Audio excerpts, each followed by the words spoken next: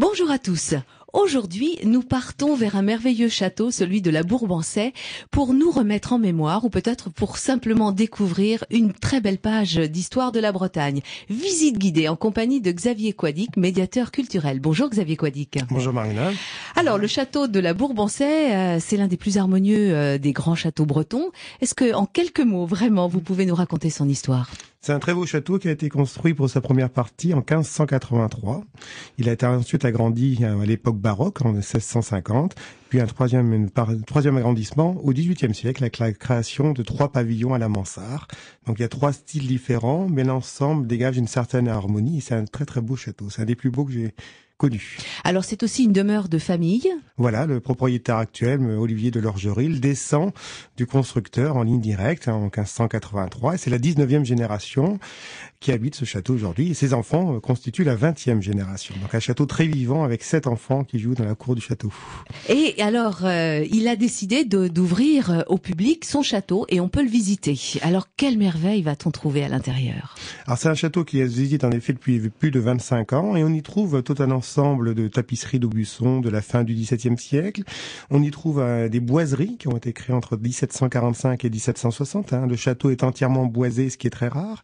On y trouve aussi un ensemble de mobilier extrêmement beau, tels des chaises en cuir de Cordoue provenant de Vaux-le-Vicomte, donc qui ont 350 ans. On y trouve bien entendu beaucoup de cristaux, comme un lustre en cristal de baccarat dans la salle à manger du château. On y trouve un mobilier Louis XV. La liste est très longue à faire. On y trouve beaucoup d'objets.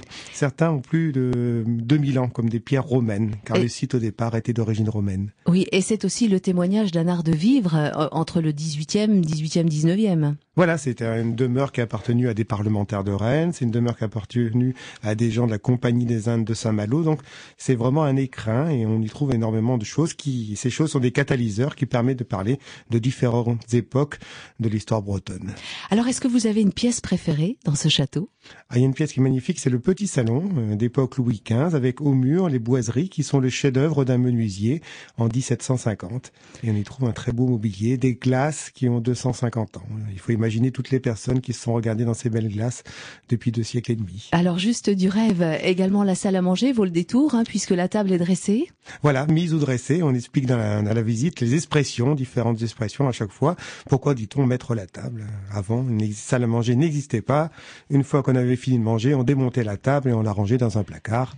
Quand on voulait manger à nouveau, on dressait la table, on mettait la table. C'est une des expressions expliquées pendant la visite, mais elles sont nombreuses, ces expressions. Alors effectivement, une visite tout à fait intéressante que je vous encourage vivement à faire. Alors, les prochaines visites guidées auront lieu en février. Voilà, pour les vacances de février, il y aura des visites tous les jours et des visites pour les groupes aussi sur demande. Eh bien écoutez, je vous remercie Xavier Quadic de nous avoir très brièvement présenté ce magnifique château. Vraiment un lieu de dépaysement à découvrir. Et puis, comme toujours, si vous voulez plus d'informations, eh bien il y a toujours le site internet du CDT, le Comité départemental du tourisme, www.bretagne35.com pour tout savoir sur l'offre touristique en Ille-et-Vilaine.